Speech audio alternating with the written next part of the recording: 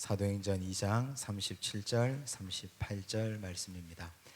하나님께서 우리에게 주신 말씀을 한 목소리로 함께 읽겠습니다.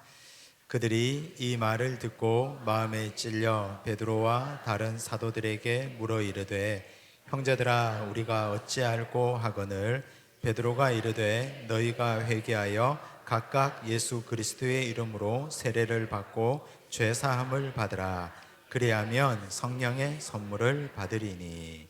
아멘. 사도행전 2장 오늘 우리가 읽은 이 말씀은 초대교회의 성령의 역사가 어떻게 임하게 되었는지를 설명하고 있습니다. 베드로가 사람들을 모아놓고 담대하게 하나님 나라의 복음의 말씀을 선포했습니다. 설교를 하면서 너희들이 죽인 예수가, 십자가에 못 박아 죽게 한 예수가 하나님의 아들이었던 것과, 그리고 그 예수가 결국 십자가에서 달려 돌아가셔서 너희들을 구원하여 주신 일을 아느냐, 이것이 설교의 요지요 핵심이었습니다. 그 길고 긴 설교를 듣고 나서 이 설교를 들은 사람들의 마음이 찔려서 어떻게 할 바를 몰랐습니다. 그래서 설교한 베드로에게 묻습니다. 우리가 그러면 이제는 어떻게 해야 좋겠느냐, 이렇게 질문하자 베드로가 하는 말이 회개하고 죄사함을 받으라 말했습니다. 그 회개와 죄사함 그리고 성령은 하나로 연결됩니다.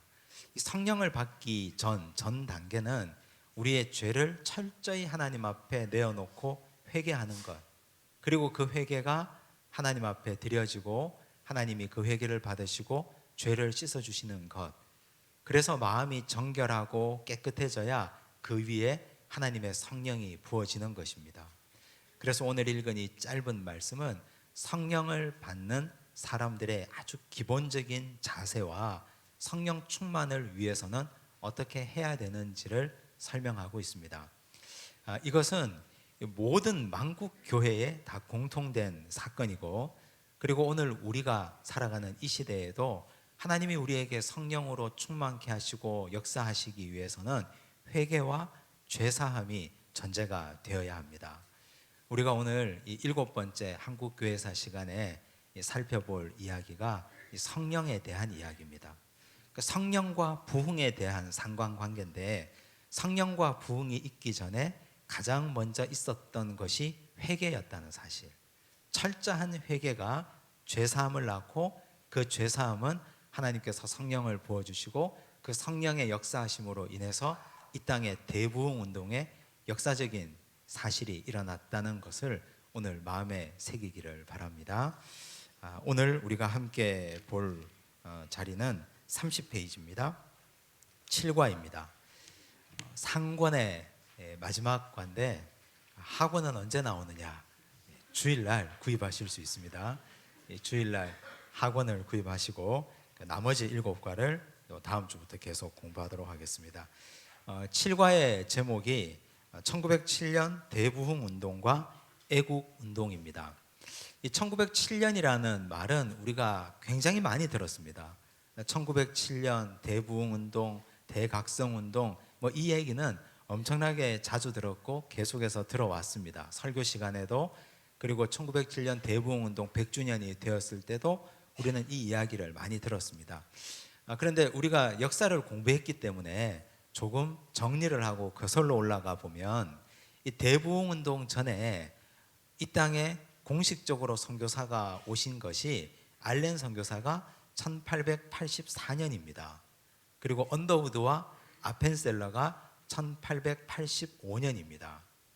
그래서 공식적으로 언더우드와 아펜셀러부터 선교사라고 보기 때문에 1885년을 기점으로 삼는다면 1885년에 선교사가 들어오고 난 이후부터 22년이 지나서 대부흥 운동이 폭발적으로 일어났다는 사실입니다. 그런데 이 대부흥 운동의 특징은 후에도 살펴보겠지만 사실 부흥을 하고 싶어서 한 게 아닙니다. 우리가 이날 부흥을 해야지, 많이 전도해서 이 대한민국의 교회가, 이 조선의 교회가 폭발적인 성장을 이루어야지 하고 성도들이 우리 함께 부흥을 해봅시다 해서 된 것이 결코 아닙니다. 그래서 이것과 오늘 우리 시대에 이 땅에 많은 교회들이 부흥하자고 많이 얘기하잖아요. 우리가 과연 여기서 말하는 부흥과 우리 한국 교회가 1907년도에 경험했던 부흥과는 어떤 질적 차이가 있는가? 가장 기본적인 차이는 회개 운동부터 시작되었다는 사실입니다. 그런데 지금 우리는 목적이 양적 부흥과 숫자를 많이 늘리고자 하는데 방점이 있습니다. 아니라고 말할지 몰라도 사실 그 근본 마음속에는 교회 숫자를 늘려서 예배당을 꽉꽉 채우고 예배당이 꽉 차면 다시 교회를 크게 짓고 이런 것이 사람들 마음에 내재되어 있습니다. 그런데 1907년 대부흥운동은 그런 욕심이나 생각이 하나도 없었다는 사실입니다. 그리고 1885년에 언더우드 아펜셀러가 들어오기 전에 이미 이 땅에는 말씀이 들어와 있었습니다. 로스와 의주 청년들이 성경을 번역했고 저 북쪽에서, 그리고 일본에서는 이수정이 성경을 번역했습니다. 언더우드 아펜셀러가 이 땅에 제물포항에 들어올 때는 이수정의 성경을 손에 들고 들어왔다는 사실입니다. 그래서 사실은 이 복음의 역사가 22년이라고는 하지만 그 이전부터 이 땅에는 성경이 번역되고 있었고 토마스 선교사의 순교도 있었고 수많은 핏부림의 역사가 이전부터 오랫동안 누적되고 누적되어서 1907년에 폭발적인 성령운동으로 나타났다는 사실, 이걸 꼭 기억하시면 좋겠습니다. 그리고 이 성령운동, 폭발적인 부흥운동이 일어나기 전에 이 땅에 이 조선인들의 마음속에 기독교는 어떤 이미지였는가? 복음과 함께 온 선물이라는 파트에서 우리가 공부를 했는데, 복음이 들어올 때 의료가 들어왔고 교육이 함께 들어왔습니다. 그래서 1885년 전에 말씀이 있었고, 그리고 의료 선교사, 그리고 학교를 세우는 분들이 같이 들어왔기 때문에 이 땅의 조선인들에게는 기독교는 굉장히 고마운 종교였습니다. 그래서 이미 마음밭이 다 촉촉하게 젖어 있었고 따뜻한 마음, 고마운 마음을 가지고 있는 상태에서 회개운동이 일어나고 거기에서 부흥운동이 일어났다는 사실을 잘 기억하셔야 됩니다. 이걸 우리가 기억하시면 오늘 우리의 선교 전략, 전도 전략을 가늠할 수 있습니다. 한번 보겠습니다. 1907년 대부흥운동 전에 이미 1903년 원산에서 어떤 한 사건이 벌어집니다. 함경도 원산에서 선교하던 선교사들이 모인 성경 공부와 기도회에서 하리 선교사가 조선인들을 무시한 자신의 오만을 회개하자 성령이 강하게 임재했습니다. 그런데 이 원산이라는 동네가 어떤 곳이었냐 하면 굉장히 강팍한 곳이었어요. 이미 그 이전에 맥길 선교사가 8년 동안 원산에서 복음을 증거했는데 열매가 하나도 없었습니다. 그래서 맥길 선교사가 포기하고 철수한 곳이에요. 그런데 그곳에서 하디 선교사가 복음의 씨를 뿌리고 열심히 전도하고 복음을 전했는데 되지를 않는 거예요, 이분이. 근데 이 하디는 어떤 사람이었냐 하면 사진을 한번 보여주십시오. 이렇게 생긴 분입니다. 로버트 하디라는 분인데 감리교 선교사였어요. 근데 이분은 원래 의사였습니다. 의료 선교사로 조선에 왔습니다. 처음에 조선에 올 때는 목사가 아니고 의사 신분으로 왔습니다.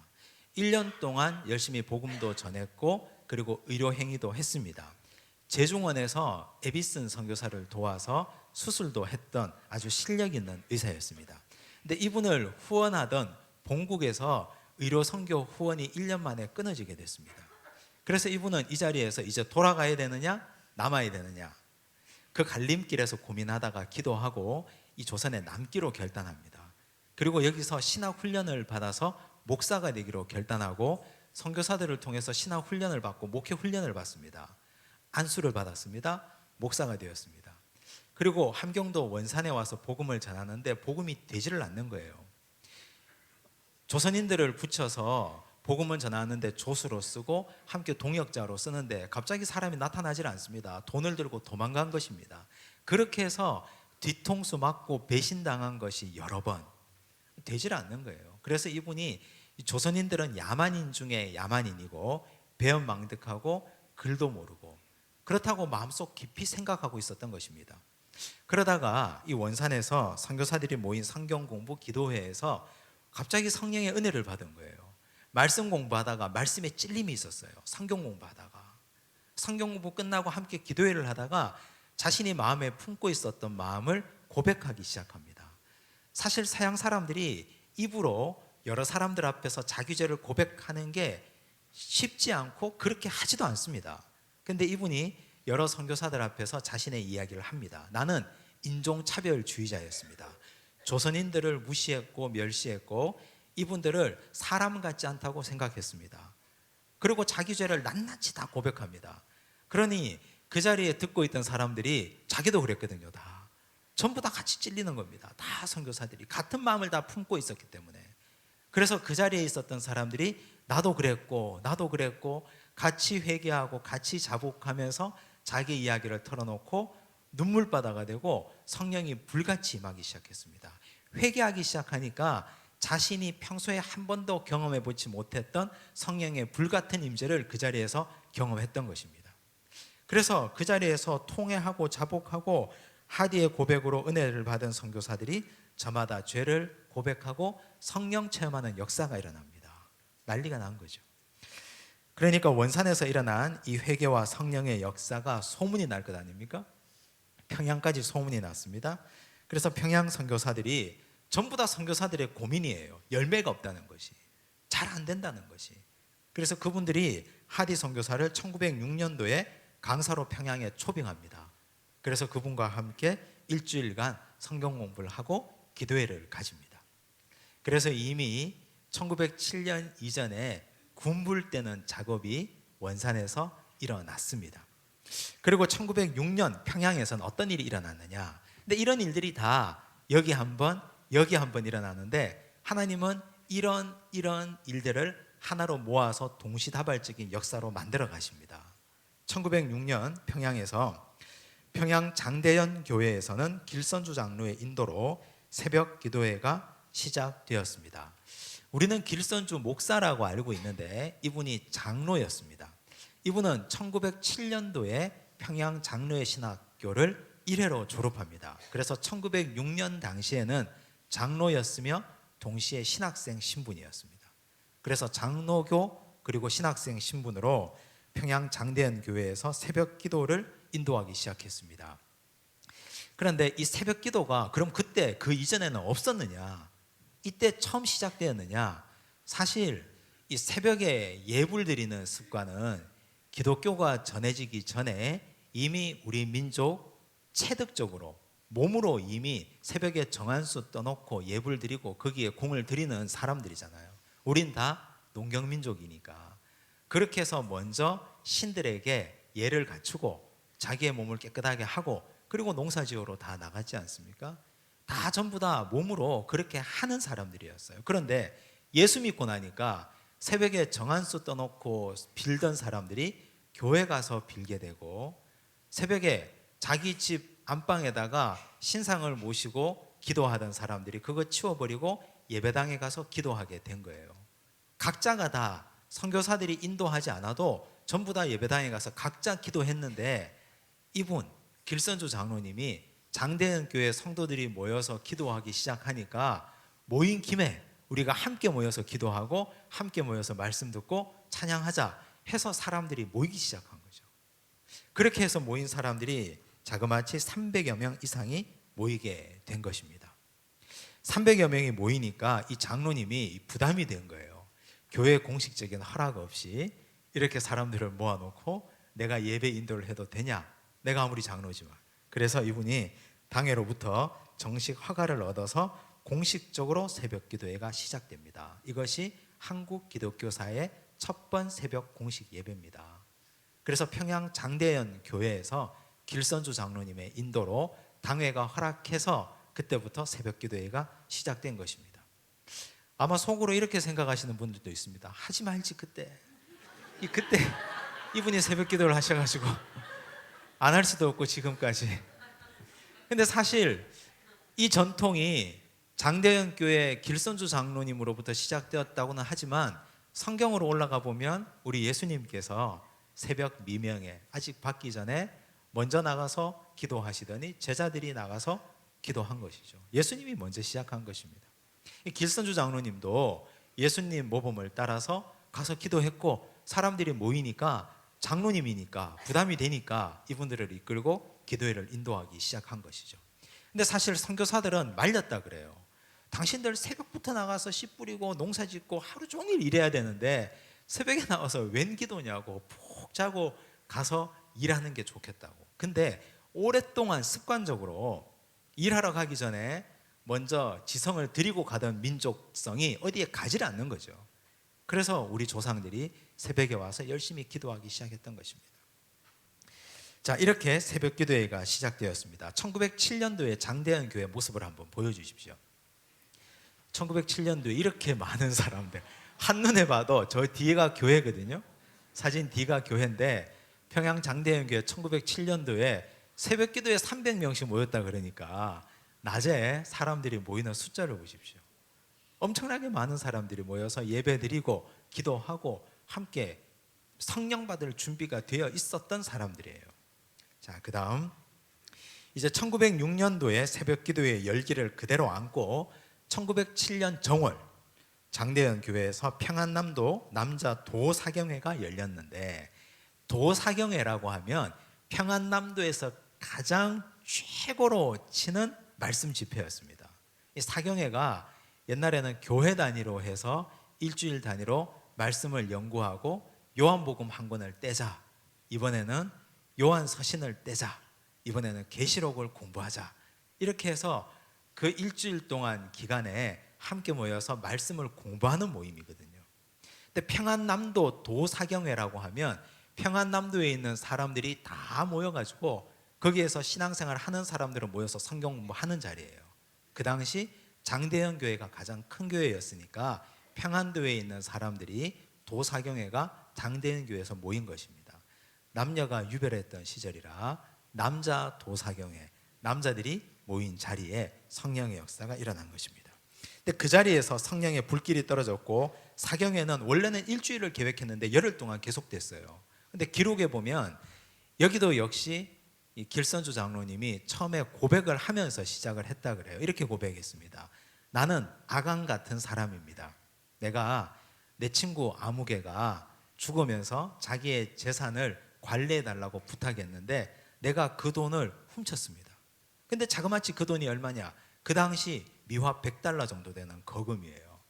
그 돈을 내가 훔쳐서 마음대로 써버린 죄인입니다. 저는 이렇게 하나님 앞에 큰 죄인이니 내가 이 죄를 하나님 앞에 자복합니다. 그리고 이 돈은 내가 반드시 갚도록 하겠습니다. 이 회개를 들었던 사람들이 얼마나 충격을 받았을까요? 이 1907년도에 장로님이 회개를 했는데 그 이전에 1906년도부터 이분이 새벽 기도를 인도했던 장로님이잖아요. 신학생이잖아요. 그리고 1907년에 1회 평양 장로의 신학교 졸업생으로 나중에 목사 안수를 받잖아요. 근데 이분이 돈을 도둑질했다니. 근데 사람들은 아무도 비난하지 않습니다. 왜냐하면 나도 똑같은 사람이거든요. 길선주 장로님이 그렇게 나는 아간 같은 사람입니다 회개하기 시작하니까 한 사람 한 사람 일어나서 자기도 이렇게 죄를 지었습니다, 이런 죄를 지었습니다, 다 회개하기 시작하는 거예요. 전부 다. 그래서 그 회개가 밤이 끝나도록, 밤이 맞도록 이어지고 끝나지 않고 모두가 회개하고 통회하고 축복하고 그리고 눈물바다가 되고 성령의 역사가 일어난 것입니다. 회개하니까, 교회 나와서 하나님 말씀 앞에 회개하니까 그 말씀의 회개 위에는 성령의 은혜가 부어지고 죄사함의 역사가 일어나고 성령이 불길처럼 번져나갈 것 아닙니까? 의도하지 않았는데 입으로 회개를 고백했는데 하나님께서 죄사함의 용서를 허락해 주시고 그리고 성령의 충만함을 부어주신 거죠. 주로 낮 시간에는 성경 공부로 모였고 저녁 시간에는 전도 집회로 모였습니다. 근데 이건 이 평양 장대현 교회에만 일어난 사건이 아니고 이제 이 소문이 삽시간에 퍼져나갈 것 아닙니까? 원산에서 평양으로 불이 옮겨 붙었고 평양에서 이제 이 길선주 목사님은, 장로님은 그때부터 전국으로 불려다니기 시작합니다. 그래서 부흥사로 불려다니면서 이 부흥의 역사를, 자기가 직접 경험한 부흥의 역사를, 죄사함과 회개, 죄사함, 성령의 역사를 전국 교회에 선포하기 시작합니다. 그래서 이것이 전국 방방곡곡으로 다 퍼져나갔습니다. 이 평양 장대현 교회에서 시작된 이 복음의 역사, 그리고 평양 대부흥 운동의 주인공이 되었던 세 분이 있습니다. 길선주 목사님, 마페 선교사님, 그레암 리 목사님. 이 사진 한번 보여주십시오. 가운데가 이 길선주 목사님이고, 길선주 목사님의 우리가 볼 때 왼쪽에 계신 분이 평양 장로의 신학교 교장을 지냈던 사무엘 마펫. 우리말로 이분도 우리 이름을 가지고 있었는데 사무엘 마펫이잖아요. 그래서 마포 삼열이라고, 성이 마포고 이름이 삼열이에요. 마포 삼열이라고 우리말 이름을 가지고 있었습니다. 그리고 길선주 목사님, 우리가 볼 때 오른쪽에 계신 분이 그레암 리라는 선교사입니다. 이 세 분이 그 당시 평양 대부흥 운동의 주역이 되었고, 장대현 교회의 부흥의 역사를 직접 경험했고, 전국으로 다니며 사경회를 인도하셨던 분들입니다.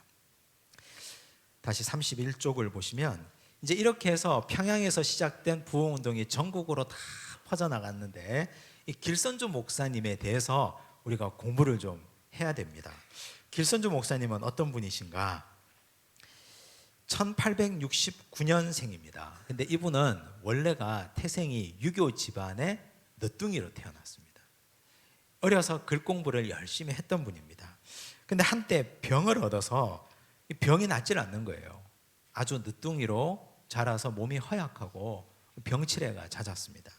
그래서 병도 고치고 조용한 곳에서 돌을 닦아야 되겠다고 생각하고 용악산에 들어가서 관성교에 심취했습니다. 이 관성교는 무교의 일종인데, 관우 아시죠? 관우? 관우, 유비, 장비 관우할 때 관우를 모시는 종교라고 합니다. 근데 거기에 심취했습니다. 그러나 관성교에서는 더 이상의 영적 만족을 얻을 수 없어서 21세부터 선도 수련에 집중합니다. 도사가 되려고 했던 거예요. 그냥 산에서 도 닦고 공중 부양도 하고 수염 기르고 머리 깎지 않고 도사가 되려고 했던 거죠.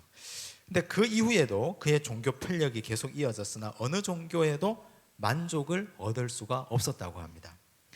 그러던 어느 날 1893년 사무엘 마페 선교사, 아까 우리가 본 그때 사진은 이 젊은 시절의 사진이고, 나이가 드셨을 때 사무엘 마펫을 한번 보여주십시오. 이 마포 삼열 선교사님, 아주 멋지게 생긴 할아버지죠. 자, 이분이 평양에 들어와서 선교 활동을 하던 중에 길선주의 친구인 김종섭을 전도합니다.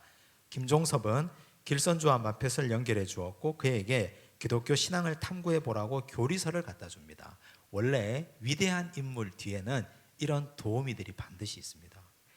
우리는 길선주는 아는데 김종섭은 몰라요. 그런데 김종섭이 없었더라면 길선주가 어떻게 존재할 수 있었겠습니까? 그래서 우리가 때를 얻든지 못 얻든지 전도하고 복음을 전하고, 그렇게 되면 하나님이 그를 어떻게 사용하실지 몰라요. 김종섭이 길선주를 데려왔을 때 그가 이렇게 될 줄 어떻게 알았겠습니까? 자, 그런데 길선주가 존 번연의 철로 역정에 감동합니다. 이 철로 역정을 누가 번역했느냐? 우리가 지난주에 살펴보았던 게일 목사님, 연동교회 초대 목사님이었던 게일 목사님이 번역했습니다. 이 철로 역정에 감동하였고, 기도하던 중에 하나님의 음성을 직접 듣게 되는 영적 체험을 합니다. 그래서 1897년에 세례를 받고 기독교인이 됩니다. 이 기독교인이 되고 나서 그는 평양 장대현 교회에서 열심히 신앙생활을 하다가 33살에 장로가 되죠.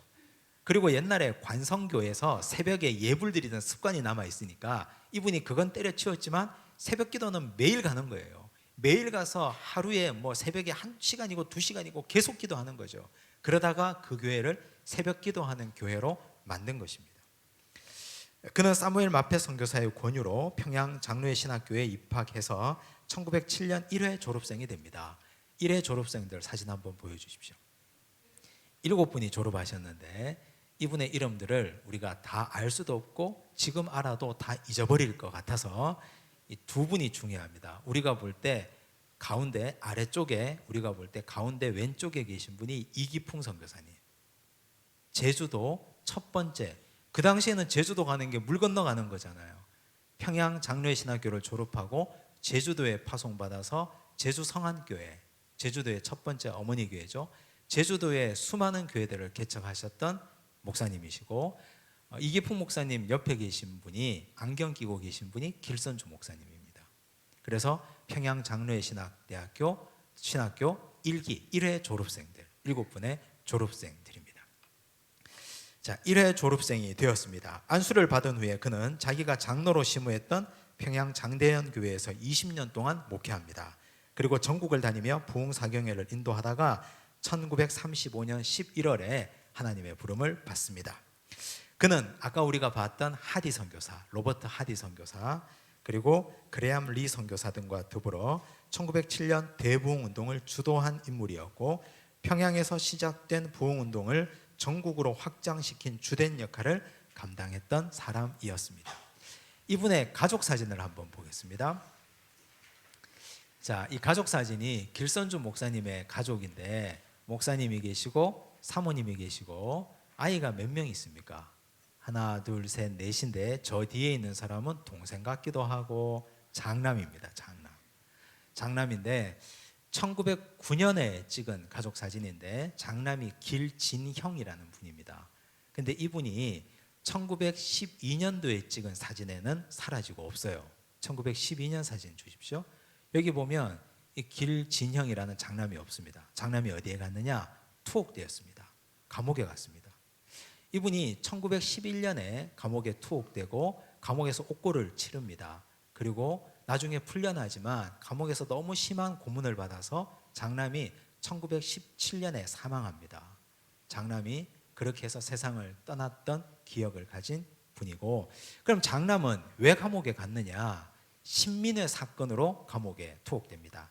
도산안창호가 시작했던 신민회가 나중에 항일 독립운동 단체가 되고, 항일 독립운동 신민회가 시작한 신흥무관학교라고 아마 들어보셨을 것입니다. 신흥무관학교를 신민회가 만들었거든요. 거기에 길진형이 관여합니다. 거기에 깊숙이 개입되어 있습니다. 그래서 이분이 잡혀가서 옥고를 치르고 이제 세상을 떠나게 되죠. 그리고 길선주 목사님은 민족 대표 33인 중에 한 분입니다.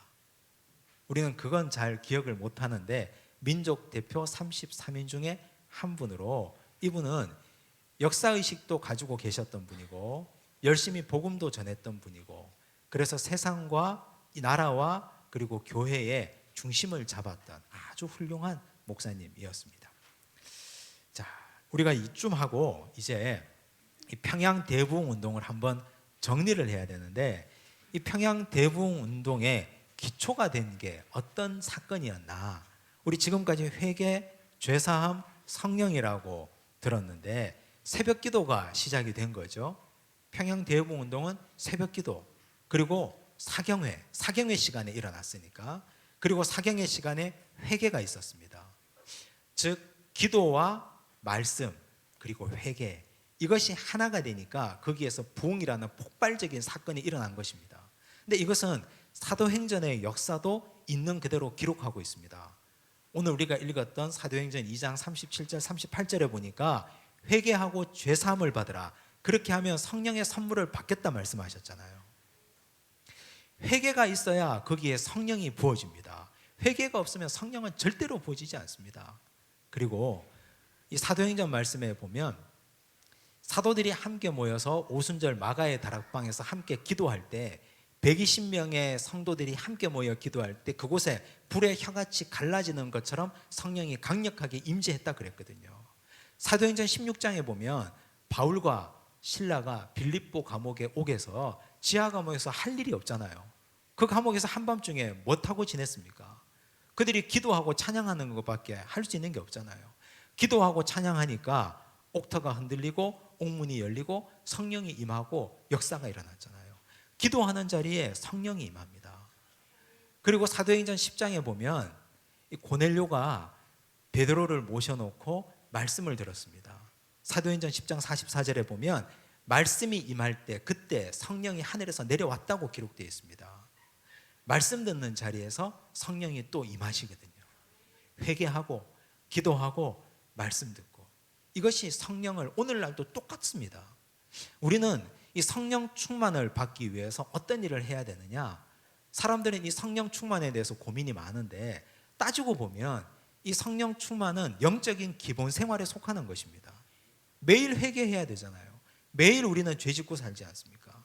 매일 죄 짓는 우리가 회개하고 하나님 앞에 죄사함 얻으면 그때 하나님께서 우리의 영을 성령으로 태워주시고 새롭게 하시는 것이거든요.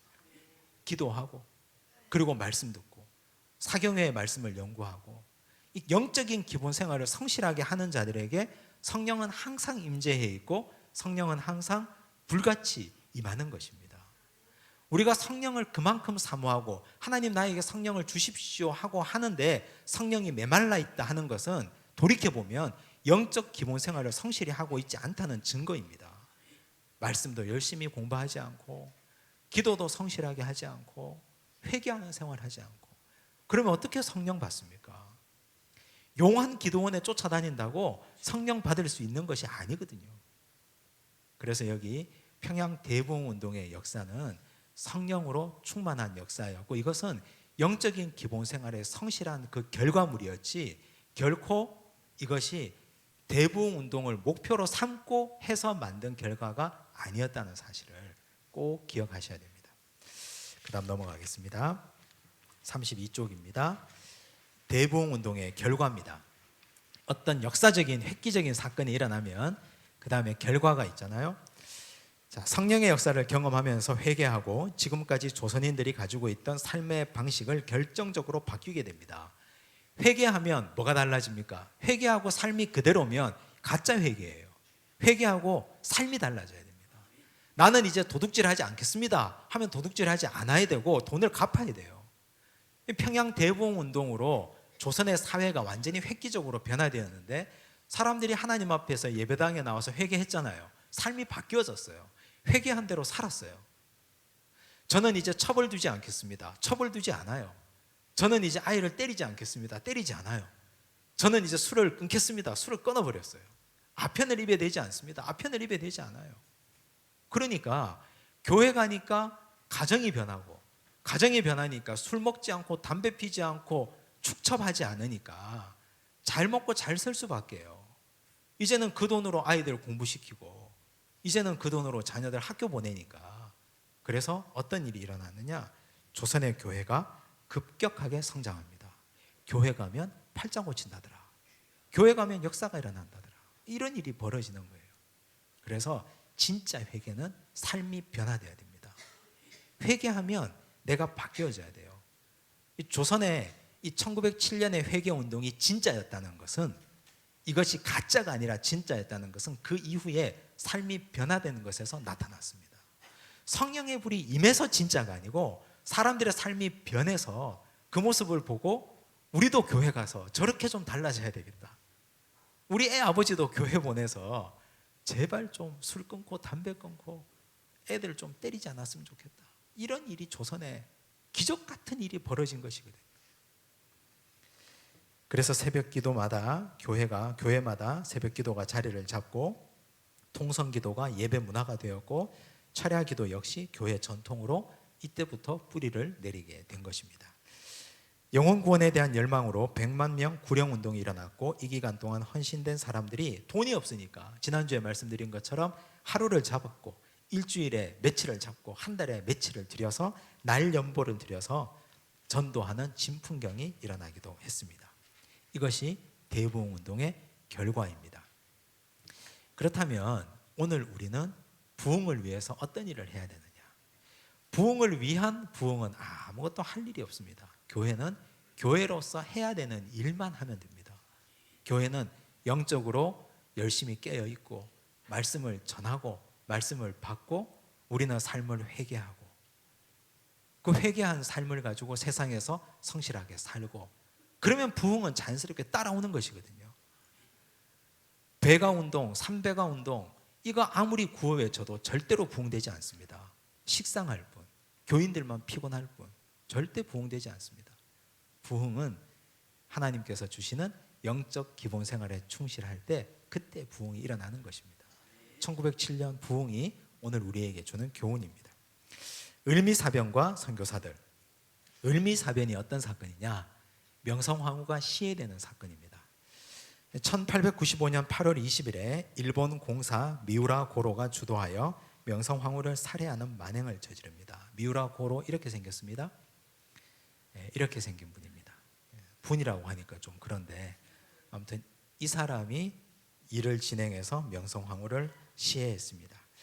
황후가 시해되던 날 게일 선교사는 감리교 선교사 존스의 부탁으로 통역 자격으로 왕궁에 들어갔고, 그때 그가 본 게일 선교사가 본 고종의 모습을 기록으로 남겨두었습니다. 너무 가슴 아픈 일이라서 이분이 기록으로 남겨두었는데 이랬답니다. 고종이 한번 보여주십시오. 제가 읽겠습니다.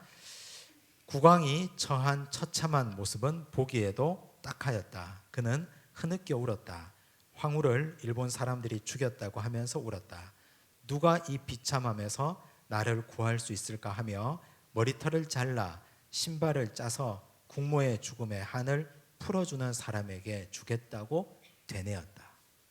그 당시 이 고종이 자기를 보호해주고 통역해주러 온 게일에게 마치 미친 사람처럼 되뇌이면서 한 말입니다. 이걸 게일이 기록으로 남겨두었습니다. 명성황후 시해 이후에 고종의 둘째 왕자 의화군이 언더우드에게 인편을 보냅니다. 그의 집에 피신을 요청하여 언더우드가 그를 보호했습니다. 얼마나 두려웠겠습니까? 이 아들은 자기 어머니가 시해되는 일이 벌어지는데 눈앞에서. 왕비 시해 이후에 고종은 독살에 대한 두려움에 시달렸고, 언더우드는 그의 부인이 만든 음식을 직접 전해드려서 식사를 하게 하는 상황까지 벌어집니다. 이러니 이 소문이 사람들에게 나지 않겠습니까?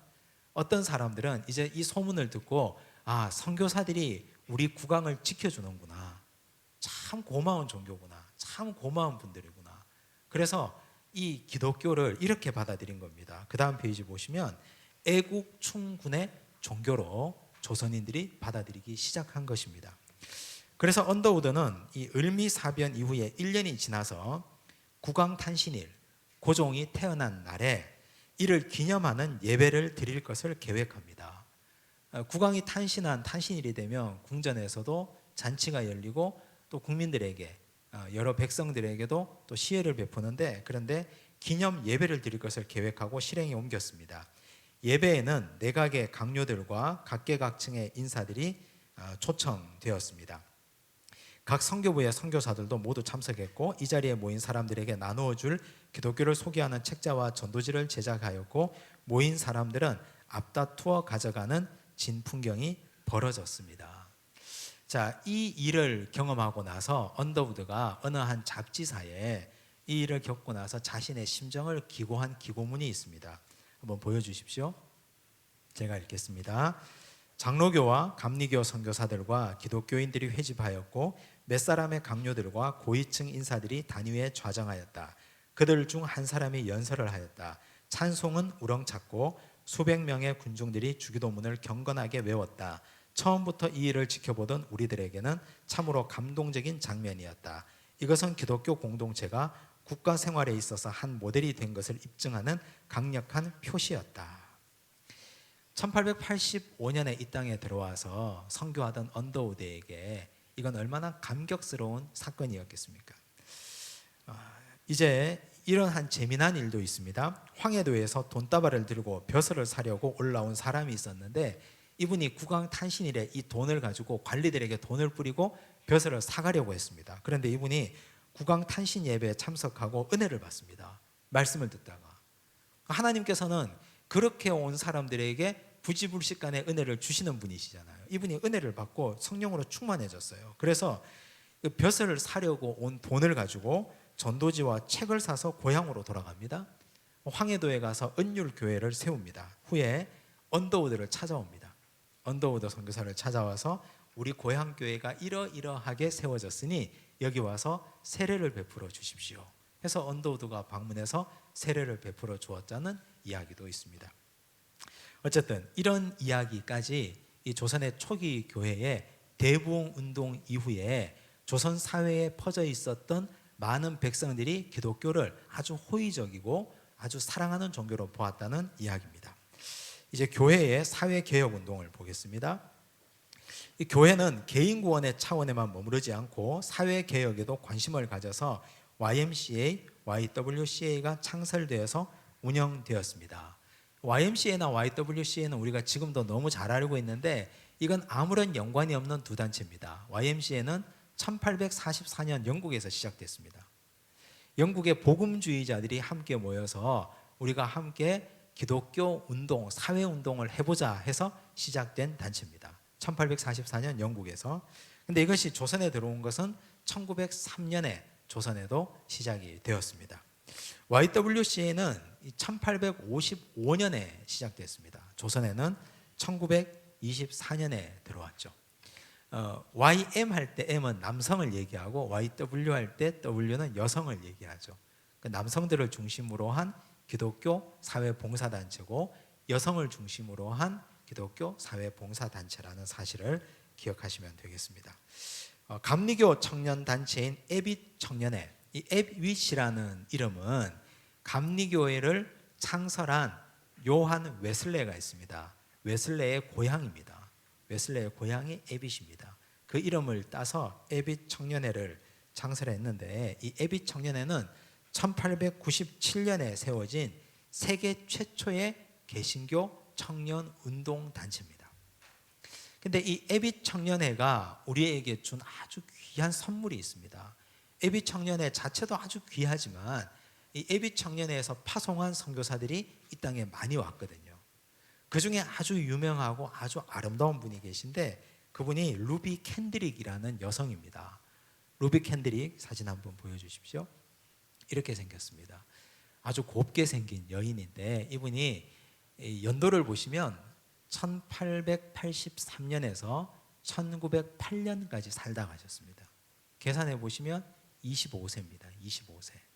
25세의 나이로 세상을 떠났는데, 이분을 파송한 단체가 에빗 청년회입니다. 미국 텍사스 에빗 청년회 소속이었는데, 이분이 거기서 파송받아 조선에 왔습니다. 조선에 와서 개성에서 열심히 복음을 전하고 그리고 열심히 사역을 했습니다. 청년들 중심으로. 에빗 청년회가 청년단체니까 조선의 청년들에게 계몽운동을 하고 그들에게 글을 가르쳐주고 영어를 가르쳐주고, 그리고 여성들이 그 당시 압제받고 있었으니까 여성의 인권을 향상을 위해서 열심히 일하고 노력했던 분입니다. 근데 이분이 갑자기 맹장염에 걸립니다. 개성에서 맹장염에 걸려서 거기서 수술하고 손 쓸 방도가 없으니까 서울로 데리고 옵니다. 서울에서 데리고 와서 수술하다가 사망합니다. 조선에 와서 8개월 만에 세상을 떠났습니다. 근데 이분의 묘가 양화진에 있습니다. 이분의 묘비명을 보여주십시오. 이분의 묘비명에 평소에 자기가 늘 했던 말, 고향에 에빗 청년의 후배들에게 보냈던 편지, 어머니에게 보냈던 편지에 이렇게 기록되어 있습니다. 내게 1000개의 생명이 있다면 모두 조선에 바치고 싶다. 이것이 이 아주 가냘픈 여성의 삶의 고백이었습니다. 지금도 양화진에 가면 이분의 묘지가 그대로 있고 이 비석이 거기에 영어로 이렇게 써져 있습니다. 자, 이 루비 캔드릭이라는 여성이 세상을 떠나기 얼마 전에 자신의 죽음을 직감했는지 고향에 계신 어머니에게 보낸 편지입니다. 제가 한번 읽어드리겠습니다. 보여주십시오.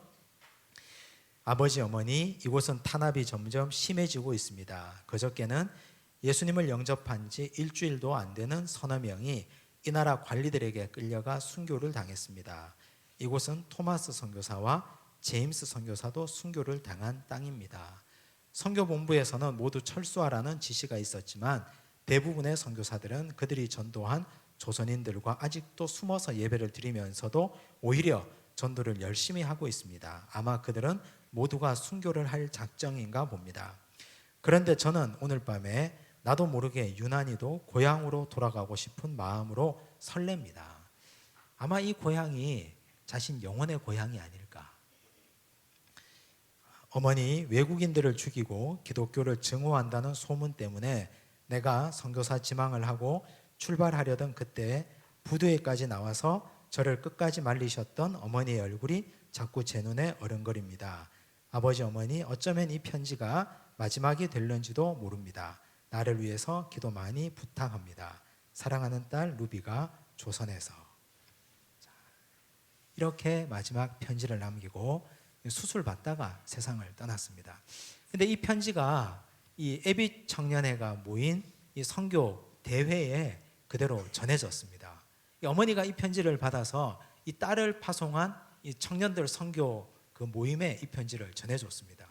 그러니까 그 편지를 함께 그 자리에서 읽었던 그 자리에 있었던 텍사스 주에 있던 청년들, 그리고 미국 전역에서 모였던 청년들의 마음이 불이 붙는 거죠.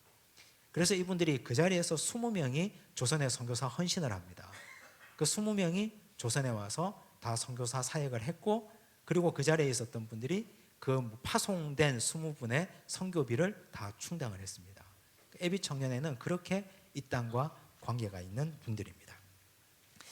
이분들이 했던 사역들을 보면 사회신분제도 타파운동과 여성인권신장운동을 했고, 결핵과 나병 퇴치운동에 역시 교회가 앞장섰습니다. 청년면려회 혹은 면려청년회라고도 하는데, 이 페이지를 넘기면 더 알아보기에 보면 청년면려회에 대해서 자세히 알아봅시다라고 되어 있는데, 이 한자로 이렇게 청년면려회라고 되어 있으니까 아주 촌스러워서 이건 조선에서 시작된 것인가 보다 생각할 수 있는데, 사실은 이 운동은 1881년 미국에서 시작된 것입니다. 1881년 미국 클라크 목사가 시작했고, 우리 조선에서는 1913년에 세문안교회에서 청년면려회가 조직이 되었습니다. 요즘으로 얘기하면 교회 청년부라고 생각하시면 됩니다.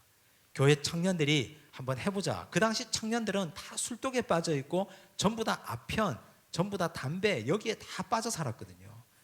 지금의 청년들과는 비교할 수 없었는데, 이 청년면려회 운동은 청년들의 영혼과 육체를 건강하게 하자는 모토로 시작된 것입니다. 그런데 이 청년면려회가 일제에 의해서 강제 해산됩니다. 1937년에. 왜 해산되냐 하면 이 면려회가 금주운동을 했다는 이유로. 일제는 이 조선인들이 술을 끊으면 안 되거든요. 조선인들의 영혼을 피폐하게 만들어야 되고, 그래서 여기에다가 집창촌도 건설하고 여기에 아편 공장도 만들었지 않습니까? 일제가.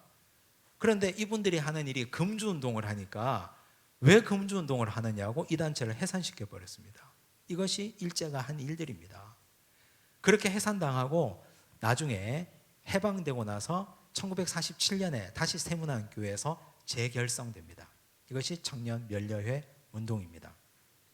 이 청년면려회는 크게 세 등분으로 나눠지는데, 지금의 고등학생 나이 또래 아이들, 그리고 지금의 20대에서 30대 초반의 청년들, 그리고 30대 중반에서 결혼해서 40대 중반의 청년들, 1그룹, 2그룹, 3그룹, A, B, C 그룹으로 나누어져서 조선에서 활동했다고 합니다. 자, 오늘 우리가 공부한 내용을 보고 적용하기를 한번 보겠습니다. 대부흥 운동으로 시작된 조선의 부흥은 사회개혁 운동으로 이어졌습니다. 복음은 개인 구원에만 머물러 있지 않고 사회를 변화시키는 동력이 됩니다. 지금 우리 사회에서 교회의 역할과 위치는 어디에 있습니까? 사회 복음으로 나가기는커녕 교회가 오히려 사회인들에게 손가락질을 받고 걱정을 듣고 있는 상황입니다. 그래서 정말 오늘 이 자리에 우리가 필요한 것이 이 교회 안의 회개운동, 그리고 그 회개운동이 가짜 회개운동이 되지 않으려면 삶이 변화되어서 믿지 않는 사람들에게 감동을 주는 회개운동이 되어야 됩니다. 그래야 사회운동으로 교회의 복음운동이 사회로 뻗어나갈 수 있습니다. 오늘 말씀은 그 교훈을 우리에게 줍니다. 꼭 기억하시기 바랍니다. 기도하겠습니다. 하나님 아버지 감사합니다. 1907년 대부흥운동은 부흥을 위한 부흥운동이 아니라 우리의 잘못된 모습을 회개하고 하나님 앞에 통해 자복할 때 일어났던 성령의 놀라운 기름 부음의 역사였습니다. 주님, 오늘 우리도 회개하기를 원합니다. 가짜 회개가 아니라 삶이 변하는 진정한 회개 운동이 우리에게 일어나게 하여 주시옵소서. 삶이 변하고 우리의 모습이 바뀌어져서 나를 만나는 모든 사람들이 모두가 은혜 받아서 복음이 사회로 뻗어나가는 놀라운 복음의 역사가 이 사회와 이 나라 민족에게 퍼져나가도록 축복하여 주시옵소서. 사회가 교회를 걱정하는 이런 불행한 일이 일어나지 않도록 주께서 도우시고, 교회가 사회를 위하여 빛이 되고 소금이 되는 역할을 감당하도록 주여 오늘 이 땅의 교회를 고쳐 주시옵소서. 예수님 이름으로 기도드리옵나이다. 아멘.